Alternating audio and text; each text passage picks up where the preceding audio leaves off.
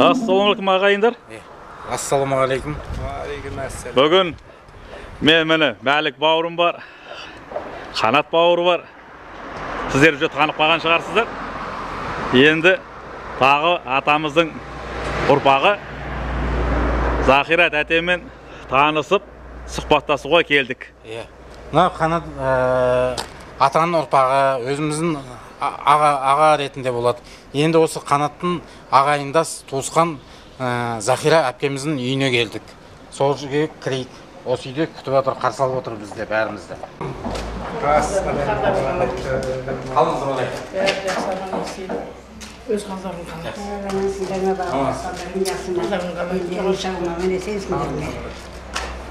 Захира деген әпкеміз осы кісі. Захира әпкеміз атаның ұрпағы. Захира әпкеміздің анасы бұл кісі. Немересі. Кішінемнің баласы. Осы кісілердің үйіне ата туралы атаның сұхбатын берсін деп, осы атаның ұрпақтарын жиыстырып, басын құрап, өйстіп келіп атырмыз. Ал енді, құрметті ауылдастар, құрметті атаның ұрпақтары, осы атаның ұрпақтарын таныстыру мақсатында Қанат бауырымыздың бастамасымен осы Захира әпкеміздің үйіне келіп, атаның ұрпақтарының бәрін таныстырып, осындай шаруа игі қызмет атқарып отырмыз. Атаның ұрпақтарын елдің бәрі танып білсін, нағыз атаның ұрпақтары кім екен деген. Міне Захира әпкеміздің мамасы, немересі Қанат.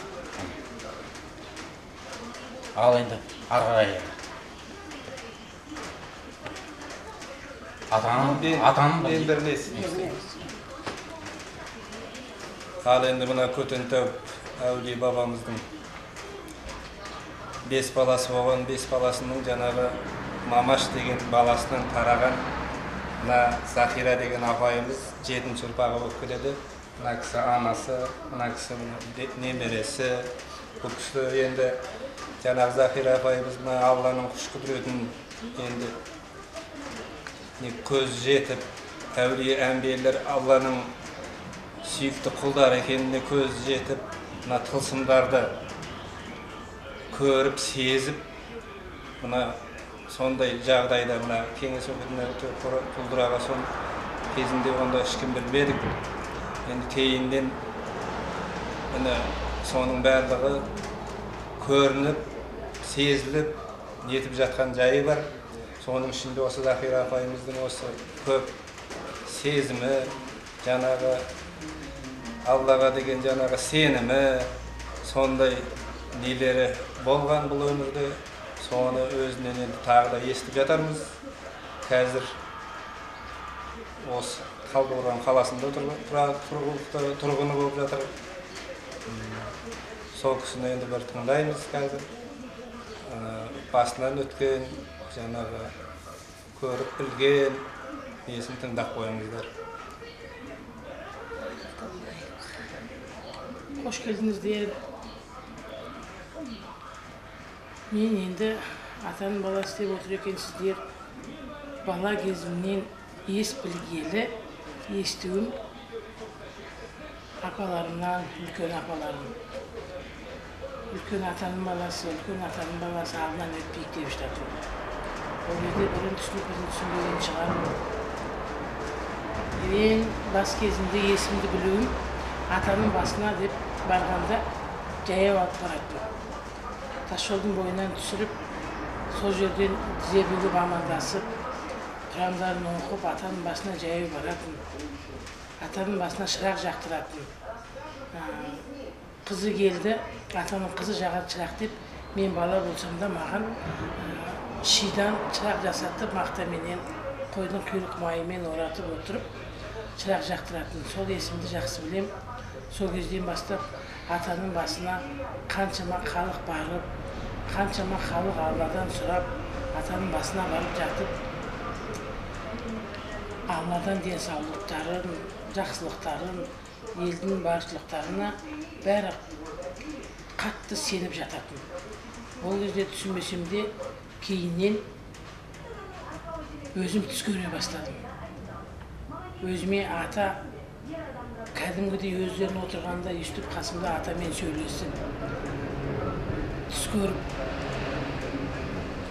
елден естідіңіздер ба, барысына барғанша көрген соң ба, мен елеп ескеріп, атаның баласы бар, атаның қызы бар деп келіпсіздер. Қадамдарыңыз құтты қайырлы болсын, риза болып отырмыз. Елеп ескеріп, атаның балалары бар екенін жинап жүргендеріңізге сіздердің жолдарыңыз болсын. Ал енді атаға келмек болсақ, бала кезімнен осы 5-ші аталар 7-ші бала осындай қыз бала болады деп атымды қойыпты мен. Мен әкем үйленбей тұрып әкеме айтыпты, осындай баланың атын Захира деп қоясың депті. Өз естуім әкемнің айтуы бойынша, апаларымның айтуы бойынша 7-ші бала деп. Сол атымды қойғаннан үлкендердің бәрі де мені жаңағы атаның қызы деп кетті. Оны енді біз түсінбесек те, кейіннен атаның басына алып баратын болды апаларым. Апаларым атаның басына апарып, тас жолдың бойынан түсіп жаяу баратымыз.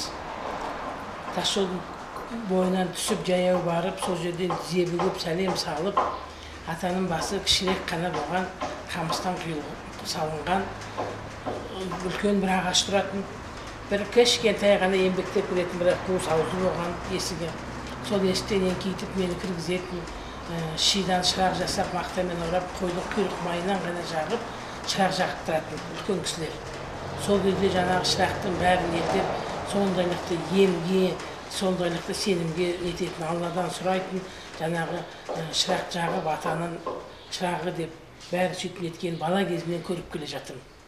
Сол кездегі халықтың баруы көбі, халықтардың жазылуы, бала көтермей жатқан адамдар баратын, сырқат емдер кісілер көп баратын.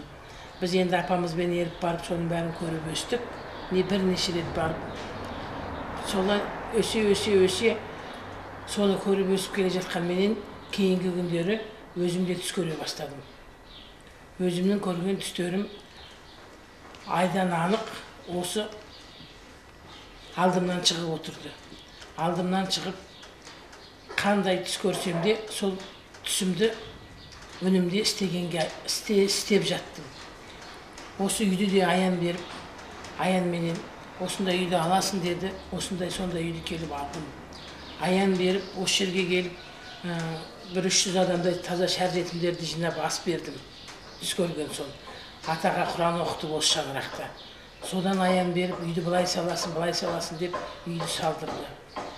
Денсаулығымменен больницаға 280-мен түскенде де доғырлардың бәрі куә, онда да ата келіп, қолыменен көтеріп тұрғызып алды. Үлкен аварияға түскенде де ата тұрғызып алды. Алланың қалауыменен шығар, мен енді жаңағы өзім ата түсіме келіп, кәдімдей өнімдегіндей көремін. Өнімдегіндей осы үйде жүреді. Өнімдегіндей жаңағы осы жердегі врачтарым, қолымда қағаздарымның бәрі дәлелі ғой. Осы жердегі емхана бастықтарының бәрі көзі көрді. 6 ай тұрмайсың, жатасың, 6 ай коляска керек дегенде де емханадан 2-ші күні тұрып, өз аяғыммен жүріп кетіп қалдым. Емханада кәдімгідей өз аяғымен тұрып жүріп кеттім. Врачтар, емдеуші больницаның, областной больницаның бас мамандарының өздері сөйлей алмай қалды. Осы босаға күйеу балаларым машинадан көтеріп алып түскен кезде қолымдағы таяғым айналып аспанға ұшып барып жерге түсті. Соны қасымдағы халқым, қасымдағы алып қойын елдің бәрі көрді. Сол кезде көзіме ата көрді, жүр өзің деді. Сөйтіп өз аяғыммен жүріп үйге кірдім. Аян беріп, мына үйдің шатырын үйді салдырды. Үйдің шатырын жабылмай отырған күні, менің басым бүгін жоқ, мен бүгін қайда қонамын деп, сол күні шатыр жапқан күні, кешкісін шатыр жаба салысымен әкем екеуміз, әкем марқұм, мына көрген түске атаға керемет табынатын, керемет сыйынатын, сондайлықты Алла мына атаның күш қуаты, атаның несі бәрі рас. Мына ата мына үйді аян беріп алдырды, ата аян беріп салдырды деп естаны түкірмейтін марқұм әкем. Атаның босағасы деп. Содан шатырды жапқан күн атаның басына барсақ, атаның басы жоқ екен. Дәулет марқұм трактормен итеріп тастапты. Жермен жексен қылып итеріп тастап, қазіргі өздерінің бизнесі бойынша салып жатыр екен. Елдер барады, елдер ата деп барады, ата деп сиынады, Алла деп барады. Бірінші Алладан сұрайтын шығар. Атаның сондайлықты күш қуатының баршығы, барлығы, атамыздың қолдап қоршайтындығы, атамыздың беретіні, атамыздың жаңағы дәлелдей алатын өзім мына атаның басына барып атқан ер азаматтардан да білем. Қазіргі күннен күнге көргеніміз көп қой. Мен енді өзім, өз басым, өзімнің қара басым, мына бірінші Алла дейміз ғой. Қайсымыз қандай сөз болса да Алла деп бастаймыз. Бірақ та атаны өзім кәдімгідей көріп тұрам, кәдімгідей түсіме кіріп сөйлесіп тұрам. Мен атаны қатты, атаның бар екеніне, сондайлықты қасиетті ана жерге барып елдердің жиналатынына өз басым қатты сенем. Жаңағы кейін кездерде қобызы бір үйде тұр, медалін сіздер тауып жатсыздар. Сіз мысалы медалін тауып алғаныңызға, медальді сізге сондай таптырып, сондай сізге бұйыртып тұрғанына мен басқа біреу сенбейтін шығар. Мен енді өз басым қатты сенем, өйткені сенетін себебім мына үйді былай сал деді, былай сал деді. Үйдің шатырын жаптырғаны, осы үйді аян беріп алдырғаны. Мына екі ұлым бар, екінші баламды босанбай тұрып, емханаға барушы болма деп осындай бір жапырақ қана шүперек түсімде берді. Аян балып берді. Мына шүперек тастамай жүр, осы баланы емханаға доғдырдың қолына барушы болма деді. Сол бір жапырақ атаның басынан қайдан келгенін білмеймін. Атаның шүперегі деп анамнан алдым. Сол шүперекті 11 ай жүріп көтердім. 11 ай көтердім баланы, 11 айдан кейін үйде босандым. Анам кіндігін кесіп алды. Онда ана босанған күні тағы да аян берді. Атын сондай адам қойсын деп, тура солай атын басқа үйді көрсетті, сол үйдің иесіне ат қойдырдық. Енді мен сұрақтарыңыз болса айтайын. Мына ата туралы біреу бірдеңке десе, жоқ десе, сенбеймін десе, Алланың алдында күпіршілік ететін шығар. Өзімнің басымнан сұрақтап қойсаңыздар, енді не көрмедім, соның бәрі өтте рас, таза шындық. Әр сөзіме дәлел тауып бере аламын. Қағаз жүзінде де, кісілермен де.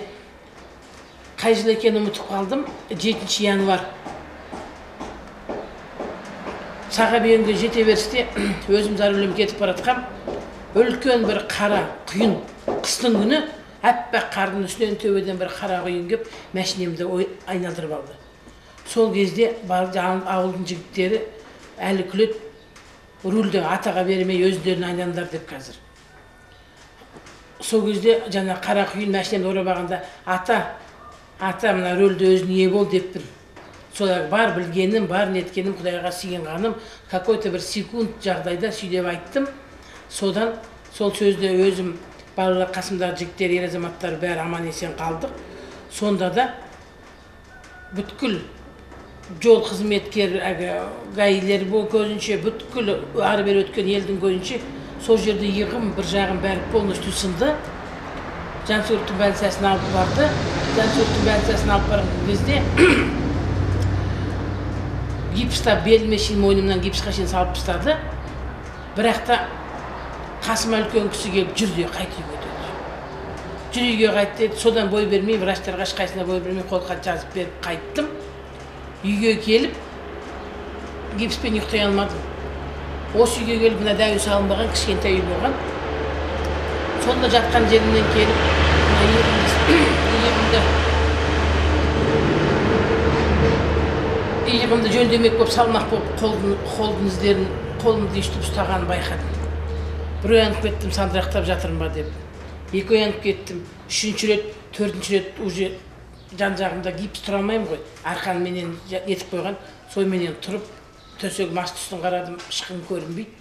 Сол кезде ата кәдімгідей атамен сөйлесіп, кәдімгідей ата мынауыңды шеш деді.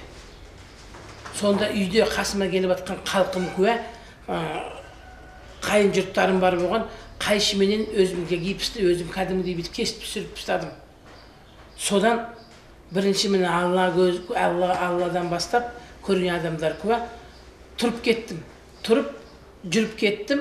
Таңертең келген, түнде болған жағдайды келген милициялар, нелер жаңағы артымнан келіп, кешегі сынығыңыз қайда деп бәрі таң қалды. Түксіз сол кезде ата тұр жүр деді, тұрып кет, жүріп кет болды. Жаңа гипсті қайтынан барып түскен кезде кешегі бар нәрсе бүгін жоқ болып шықты. Сондай енді бұл кісінің қасиеті, бұл кісінің сондайлықты тағдырдың мына елдің басына көрінген, басына түскен адамдар, барып жатқан адамдардың енді бұл кісінің қасиетіне енді мен сөзім жоқ, мен айта алмайтын шығармын. Бұл кісінің енді қасиеті енді рас. Сондайлықты өзімнің басымнан бір нәрсе емес, екі нәрсе емес, осы күнге шейін мың нәрсе өтті. Мың нәрсе өтті. Бір күні кешке жақын, түнгі сағаты 12-дер мөлшерінде жатайын деп жатыр едім, артымнан келіп бүйтіп ұстап, анан ертең жолға шықпасын деді. Жолға шығып бір малға келетір деді. Содан артыма қарайым, алдыма қарайым, дауыс естідім. Осы босаға бар. Одан дауыс естідім де қойдым. Сөйтіп үйге кіріп баратым, қайтадан қайталады. Не болса болсын, осыны бірінші көрген түсім емес, екінші көрген емес, мынау дауыс естіп жатырмын, қой дедім де, машинеге от алдым да Кировскідағы үйге бардым. Кировскідағы үйге барсам ұйықтап жатыр екен, тарсылдатып оятып ем, ой келгенің жақсы болды ғой, наным ашып кетіпті, нанды пісірмей ұйықтап қалыппын ғой деді. Наны тасып ашып жатыр екен. Атып тұрып шелпеген пісірді. Соны мам, сен таңертең қайда барасың, қандай малға барасың? Түс көрдім, малға барма деп айтты, мама анан бармасын деп айтты дедім, міне көз. Сөйтіп едім, шешем мен тілімді алмады ма? Қойшы дедім. Қош, енді, сандырақтама деді. Сонымен қайттым, айту мен міндетім болған. Айттым да қайттым. Таңертеңгі сағат 11 мөлшерінде ма білмеймін. Ошым түске таман оянып, естін алып жұмыс істеп жатқан кезде телефоным шырылдап, жүрегім жаман болды, телефон дәзер алдым. Телефон дәзер алып көтерсем, милициядан хабарласып жатыр. Анамды, екі сіңлімді, екі сестренкамды, үшеуін 3 больницаға алып кеттік, 2 күйеуі аламан деп. Жаңағы ана кісінің барлығына, ана кісінің қасиетінің несіне уже келінін қолдап қоршап жатыр. Мен арқылы айтқыздырып жатыр. Бірақ та бұл кісінің сенбестігінен әйтеуір балалар аман қалды, өзі аман қалды, үшеуі 3 больницаға етіп. Қойшы балам дедім, шынын айту керек қой, қойшы балам. Сол кезде мен кәдімгідей барып тұрып айттым, мама солай деп. Осы анамның апрельде? Апрель. Кәдімгі айтқанын айтып бардым. Тура қалай, ертеңде больницаға мен бармаймын, ана больницаға бармаймын, мен осы үйге барып жатсам жазылып кетем қазір деп, больницадан шығып алып осы үйге келіп, аяғымен тұрып жүріп кетті, шықтап берші деді. Сондай енді ондай әңгімелер енді осы менің мына 50-ге келген жасымда бұндай әңгіме бала кезімнен өте көп. Захира тәте, жаңа сіз айтып кеттіңіз, ұлымды 11 ай көтердім деп. Сонда 9 емес, 11 ай көтеріп жүрсіз ба? Баланы тура 11 ай көтеріп, 11 айдан соң жаңағы көрген түсімменен енді қазіргі ана үлкен кісілердің айту бойынша ол аян саған беретін. Аян дейді ғой. Енді мен енді түсім деп айтам. Жаңағы берген аян бойынша, түсім бойынша тура 11 айдан кейін баламды үйде босандым. Аян бергенде больницаға жаңағы ақ халаттыларға барма деп қолына бір жаңағы түс бергенде қолына бір жапырақ кішкентай шүберек берді. Сол шүберекті 11 ай кеудеме ұстап жүрдім, басыма салып, кеудемде ғана үстімнен тастамай ұстап жүрдім. Осындай ұл туасын деп аян берген. Тура сондай 11 айда 5 келі 200 ұл тудым. Антоновка дейді, қазір Қойлық деген жерде үйде. Анам менен Бәзила апа деген көршім болған, Наташа деген үшеуі босандырып алды. Үйде 5 келі 200 баланы. Ал енді жаңағы бір үйдің мектептің артындағы дедіңіз. Сонда ол жерде соны айтып берсеңіз. Сол баланы босанғаннан кейін 2 сағат 5 сағат па білмеймін ғой, ұйықтап кеттім. Сол ұйықтаған кезде аян мен тағы да түс көріп ояндым. Түс көріп оянған кезде ал енді мына бала мына дүниеге келді. Енді бұл баланың атын осы мен бірінші 8-летка дейтінбіз, Антоновка орталық мектеп, кішкентай 8-летка школ болған. Сол школдың артында бір орыс апа тұратын, білмеймін, атам апам орыстар тұратын. Сол үйдегі кісі ат қойсын балана деді. Баланың атын сол кісі қойсын деді.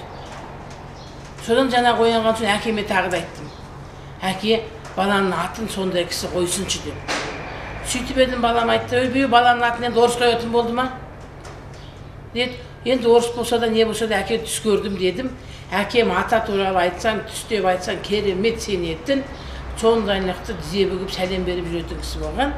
Әкем барып 10 күндей балаға ат қойылған жоқ. Бала атсыз болды. Балана Түйебай деп күлді, үйтіп апалар өздері үстіп ұстап жүрді. Бір 10-ші күні ма, сондай күні ана жаңағы сол үйде тұратын шал үйінде болмаған екен. Қазақ шал сатып апты ол үйде. Әкеміз сол кісіні күтіп жүріп, сол кісі келгеннен кейін алып келіп, сол кісіні ат қойдырды. Ат қойдырғанда біз сол күнге шейін жаңағы ата деп атаның басына постоянно барып жүрсем де, әке апаларыммен қалтырмай алып баратын. Апаларым қалтырмай алып барып, бірінші алып кірсе де, мына Құран ұстап, Құранды аударған кісіге, Құранды оқыған кісіні өзім көз салмағандығым шығар көрмеппін. Сол кезде бірінші рет көрдім. Жаңағы әкем алып берген кісі, мен аян беріп көрген үйімнің иесі, ата, үлкен ата. Құран кітапты сол кезде бірінші рет көрдім, артынан ашып отырып, баланың аты Иманқұл деді. Сол кезде теріс қарап кітап ашқанын да бірінші рет көрдім. Баламның атын сөйтіп қойдырдым, бүткіл елім, халқым, әкем шешемменен қалжасын сойып, сол күні тойдың үстінде жаңағы кісі Құран оқып отырып қойдырды. Таза 11 айлық бала больницаға босанғаннан кейін больницаға 1 сағатқа ғана тексеруге апарып келді. Сол кезде баламның қағазында жазылған 2 ай бала артық көтерілген. Артық көтерілген, баланың весі, кожасы 2 айлық сондай артық болып кеткен деген больницада жазылған қағазы өзінде бар, мысалы әлі күнге дейін. Рахмет. Ал апа енді өзіңіз. Енді мен осы босағаға келін болып түскеннен бері ол кісіге сондай ықыласымен сенем, қатты сенем. Өйткені атамыз марқұм, ол кісіні қатты сыйлайды, мен жолдасымның әкесі. 8 бала таптым, 8-інің бәрі больницаға бір күн барғанмын жоқ. Атам Ақшүберегін байлап алам, аман-есен үйде босанам. 8 баламды солай еді. Өзім шын ниетіммен айтайын, атаға сондайлықты бағынамын, сондайлықты атаға әгінемін, сенем. Бірінші Алла ғой, бірінші Алла тағала, содан кейін ата. Бәрібір сол кісіге біз өте сенеміз. Қазіргі күнге дейін дастарханымызда атаның Ақшүберегін жауып қоямыз, дастарханымыз толып тұрады. Одан басқа не айта беремін мен енді. Бірақ атаның басын жөндеп, сол кісінің басын алып жүре білетін адам болса, менің нем сол көне.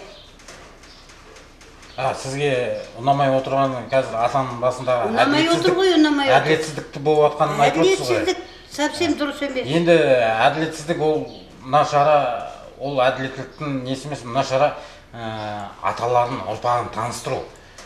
Осының ішінде сол атаның басында жүрген кісілер, қазір әділетсізбен жүрген кісілер, сіздердің араларыңызда мына сұхбатқа олар кірмейді. Сізді енді біз апа дейміз, біз сізді атан келінді деп айтамаймыз, жеңге деп айтамаймыз. Өйткені сізден тараған атаның ұрпақтары бар, атаның ұрпақтары сізден тарап отыр ғой. Тарағаннан кейін сізді апа дейді. Енді сіз ол әділетсіздікті қозғап отырғаныңыз дұрыс болып отыр. Бірақ бұл шараның ішінде ол әділетсіздіктер, әділетсіз адамдар сіздердің қасыңыздарда. мына жалын деген өзім бауырым, осы бауырым осы жоспармен осындай атан ұрпақтан түсірейік деген осы кісінің негізгі несі идеясы осы кісінікі. Енді осы кісі осындай шарамен нетіп жатқаннан кейін оның ішінде әділетсіз адамдар болмайды. Мен бұның бастамасында нетіп жатқан кезде бірінші қолдау менен көріп отыр, одан кейін Қанат бауырымыз бар, сізден бәрі атан ұрпақтары бір ауыздан осы шараны қолдап кеттіңіздер. Осы қолдағаннан кейін бұның ішінде әділетсіз адамдар болмайды. Ол жағынан нетпеңіздер, қам жемеңіздер. Атаның енді бәрінің ерекшелігін айтып отырсыздар. Атаның ерекшелігі осы жақын арада өздеріңіз көздеріңіз жетіп жатады, өзіміз де көзіміз жетіп жатады. Бұл әділеттілік болады, түбі орындайды. Оған қатты нетпеңіздер.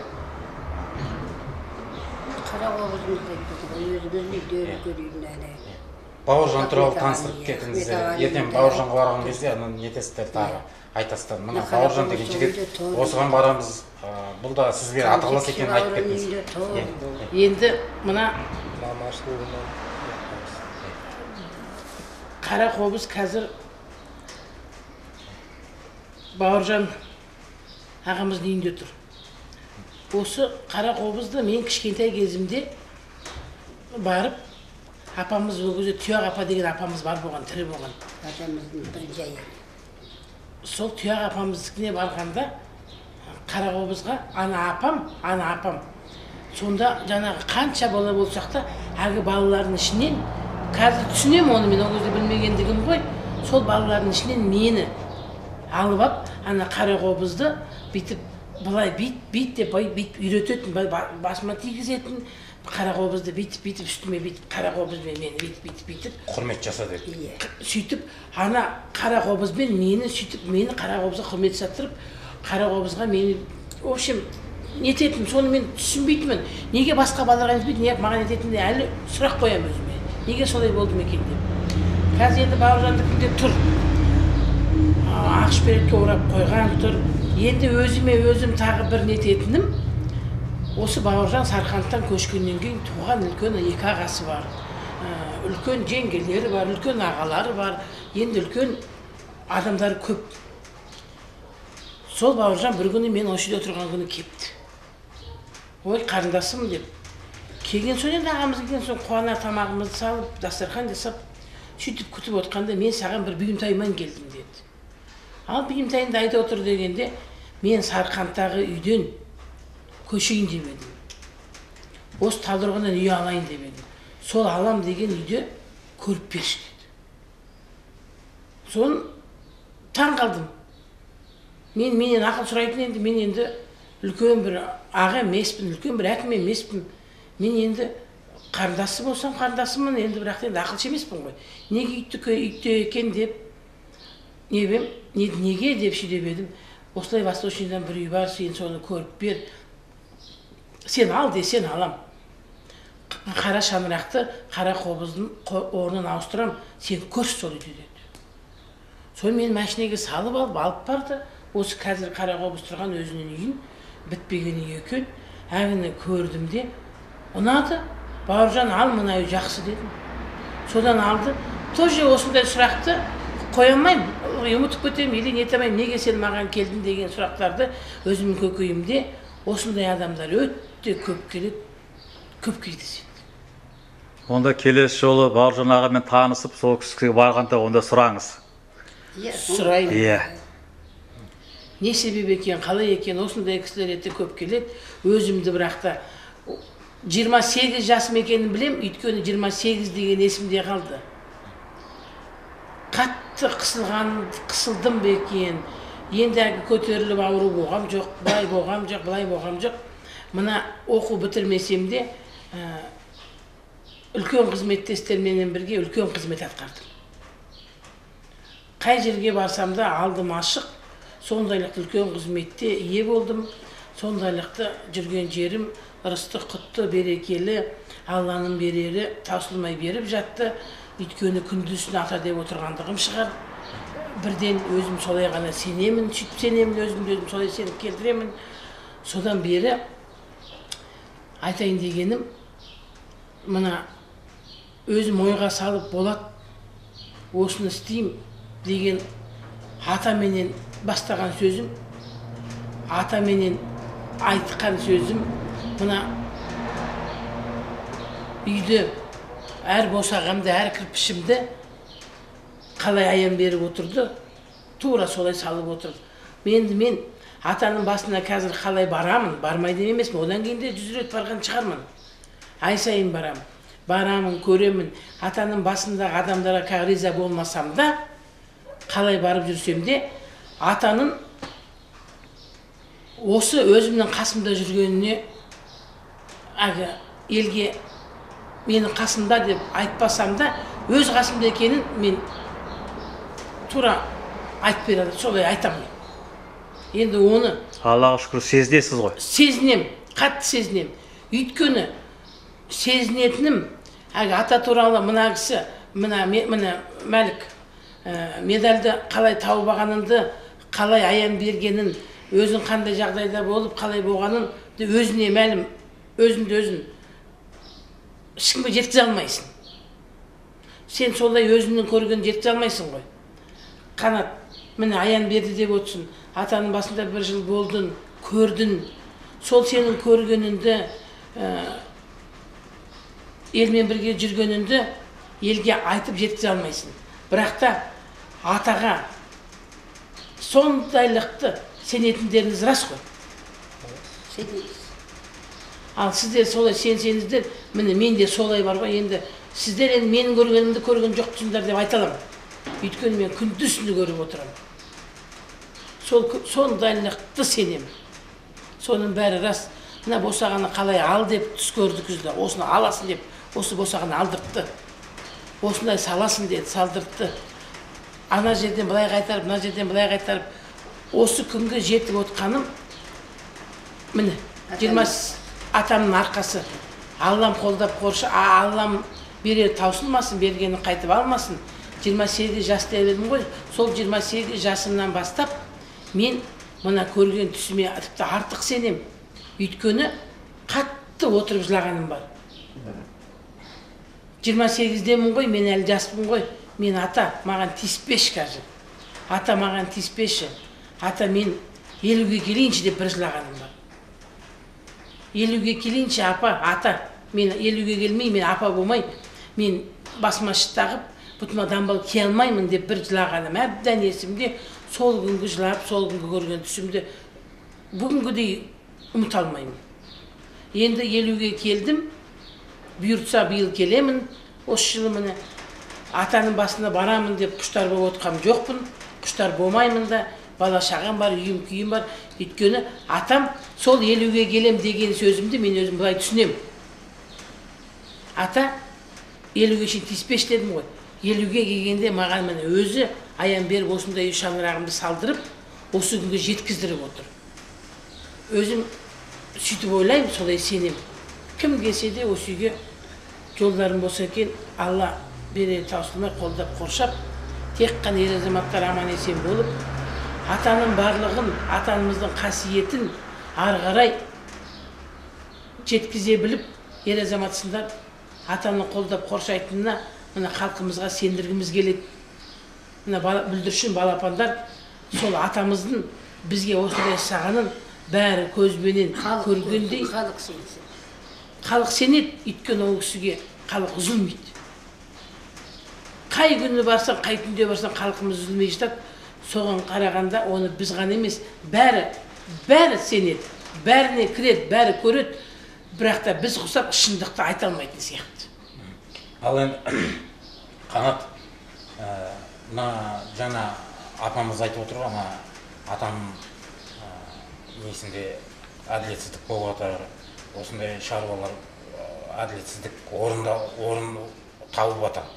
Енді бұл шаруаны мен де шет жағасында шет жағасын біліп отырмын.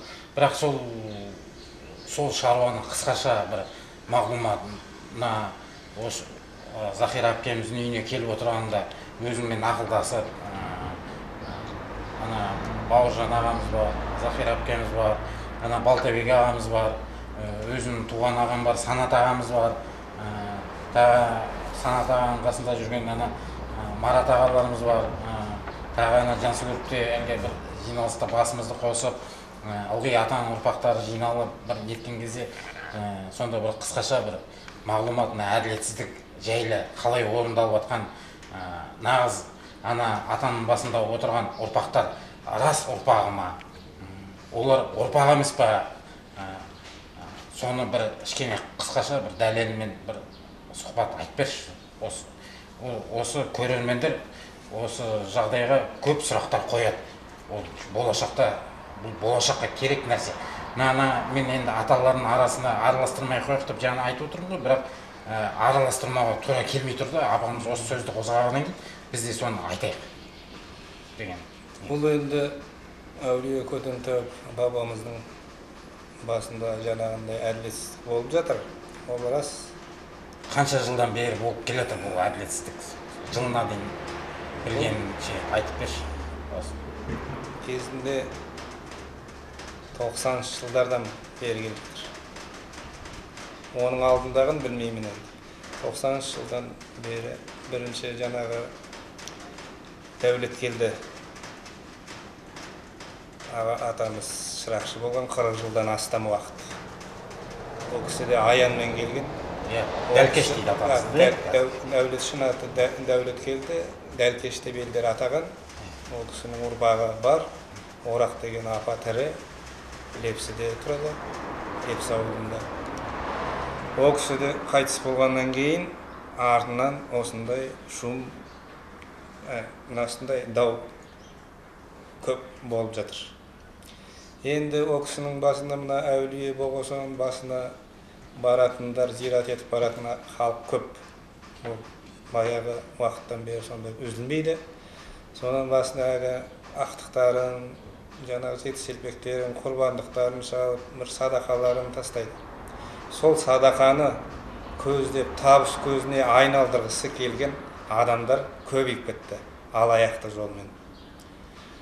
Сол енді бұл шырақшы деген енді мына үлкен молдалардан барып мен сұрағанымда, шырақшы деген бұл егер де ата бабасы тірі кезінде бір керемет жаңағы әулиелік бір Құранмен бір немен көрсеткен жағдайда оның артынан жаңағы елдер табынып зиратқа барушылар көбейеді.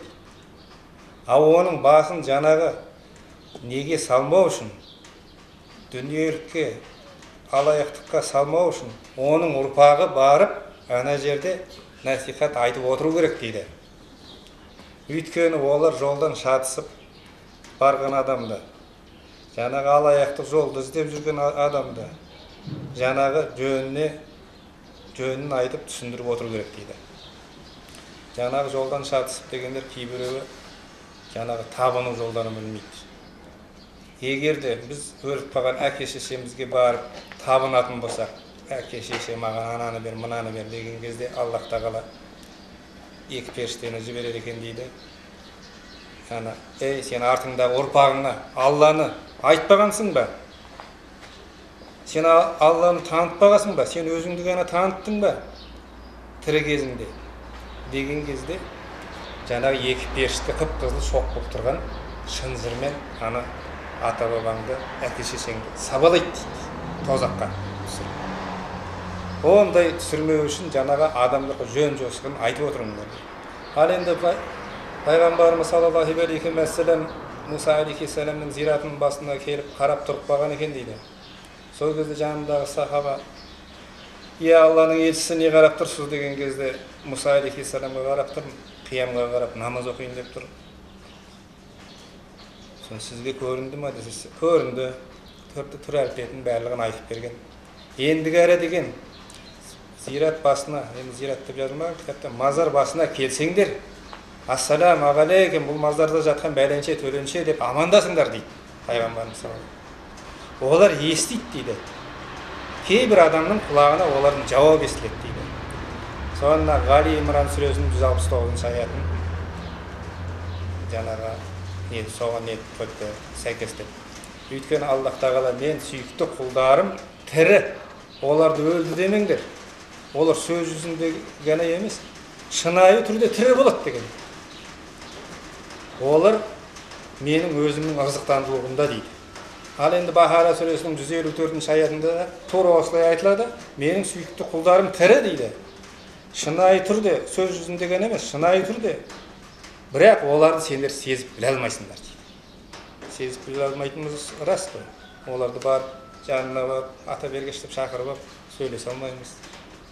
Ол аян береді, аян береді. Егер де жарайды аян берді дегенде кейбір адамдар шайтанның аян беріп жатыр деуі мүмкін. Шайтанның да аяны бар. Шайтан аян берсе айтпай ма? Арақ іш, темекі тартты, ана жерге барып бәленбайды сабаш. Үй сал деп неменеге айтады? Не құрбандық шал деп аянға түседі. Не балаңның атын бәленше ғой, кейін жақсы көреді деп не аян береді. Міне аянды түсініп отырғанымызға міне қазір еткеніміз тәубашылық жасаймыз, шүкірлік жасаймыз. Енді мына жаңағы алаяқтықтар көбейіп кетті. Жеңіл табыс көзімізде жаңағы ана жерлер жай жаңағы тиын тебенді күн көріске пайдаланамын деп ойлайды. Ол енді ол керемет деп ол жерден ешкім болып жатқан осы уақытқа дейін көріп жатқан жоқпыз. Мысалы анау 90-шы жылдан бері келгенде бұны айтып беретін болса, оның әрқайсысының, әр шырақшының несін айта кетер еді. Қазір оған уақытымыз жоқ тұр. Енді оны кейін айтып жатырмыз. Енді жаңағы Дәулет келді, Дәркеш атамыз. Бұл кісі аянмен келген. Енді сол кісіден бастасам. Бұл кісі өзі барымташы болған кісі екен. Бұл кісі ары бері барымтада жүреді екен.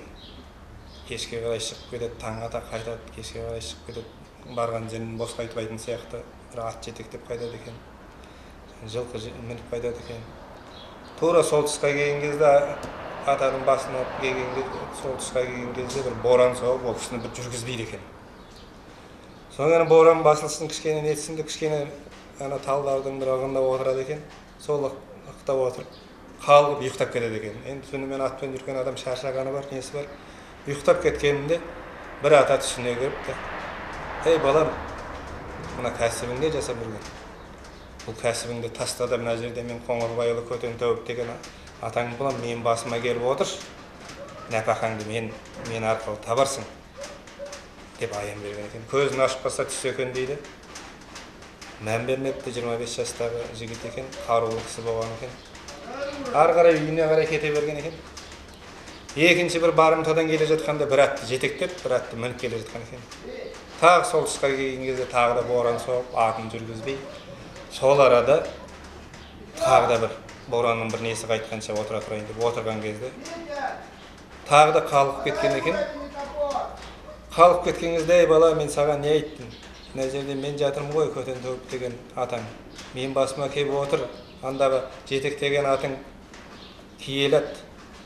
Оны жібер, астыңдағы атыңды бар да, соны сойып же деген екен. Көзін ашса тағы түс екен, шошып кетіп, уже екінші рет келген соң.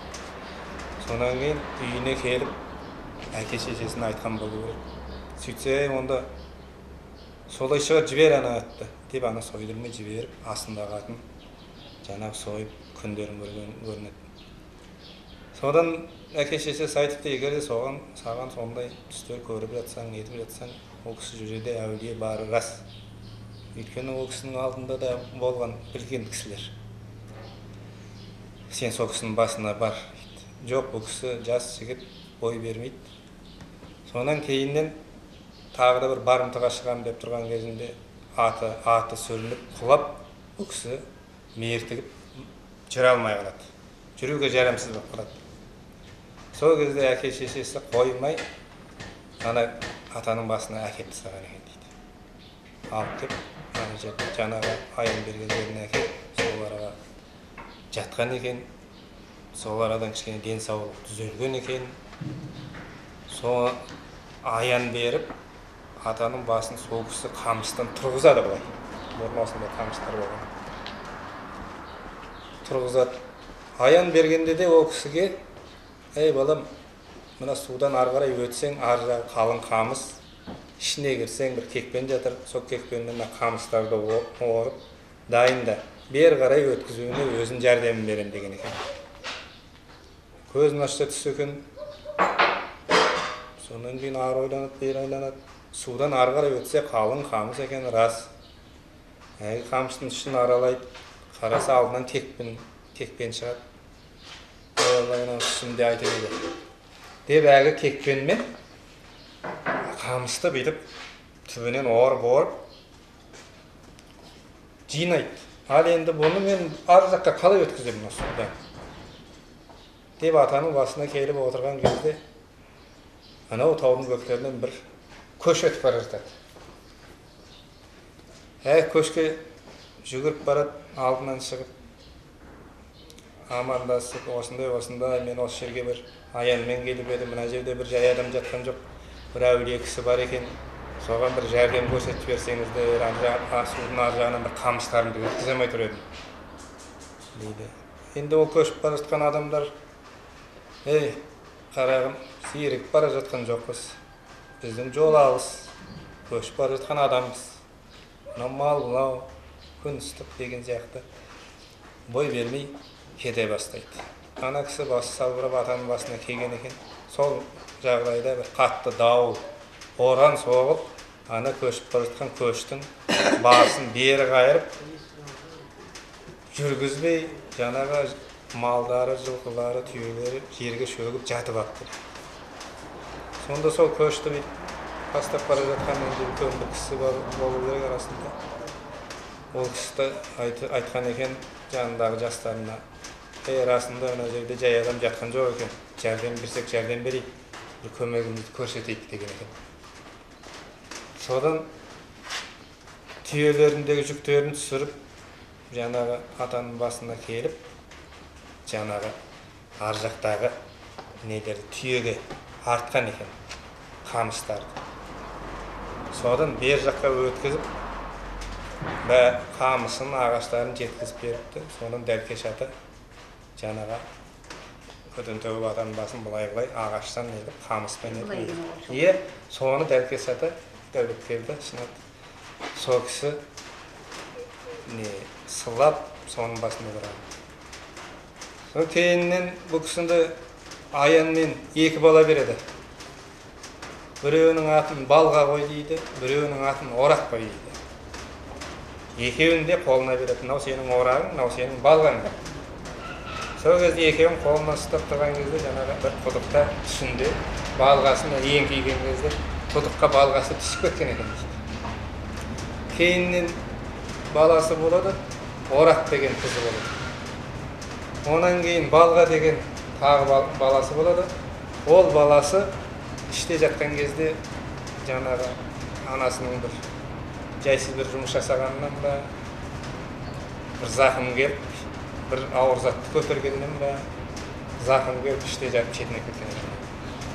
Содан кейін мына орақ деген кісі қазір қызы Лепсі кентінде тұрады, ауылында. Дәлкеш атаның өзінің қобызы бар, аянмен жасалған. Мен басыма отырдым, енді мына қобыз жасап, қобызбен отыр деген. Енді бұл Дәлкеш атаның алдында Шоқан Уәлихановтың бір барған атаның басына барған кезінде тағы атын ұмытып отырмын. Бұл кісінің алдында да шырақшы болған.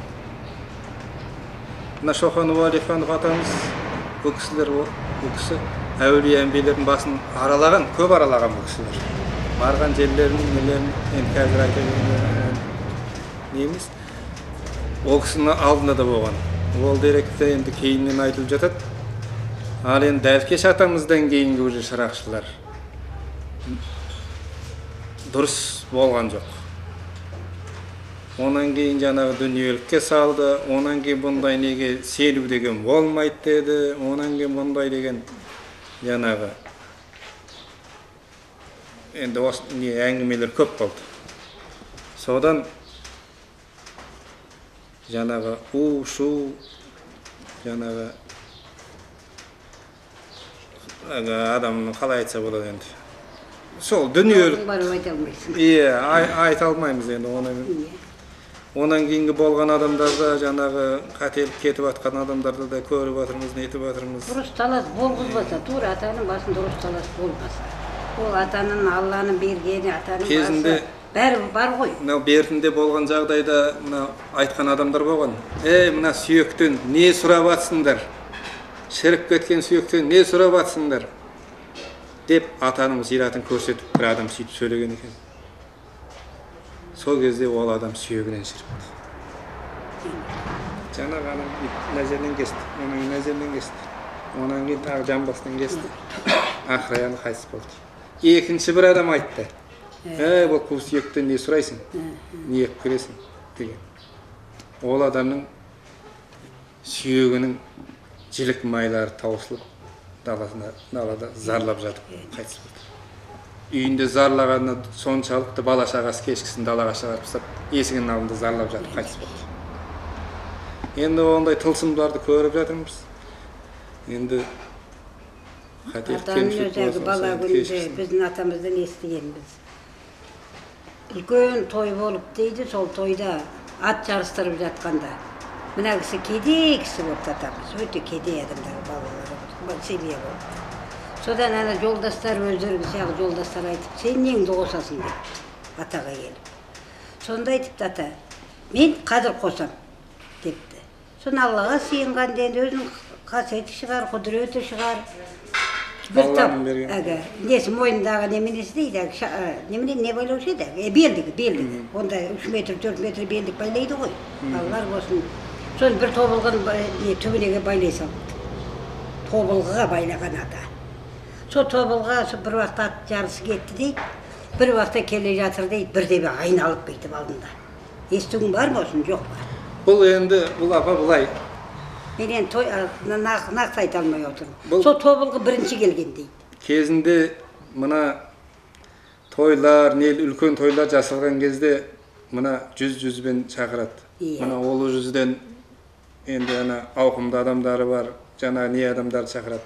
Ол адамдар өзі барады, өзі жанына бір әулиесін ертіп барады, бір ақынын ертіп барады, бір жазушысын ертіп барады екен.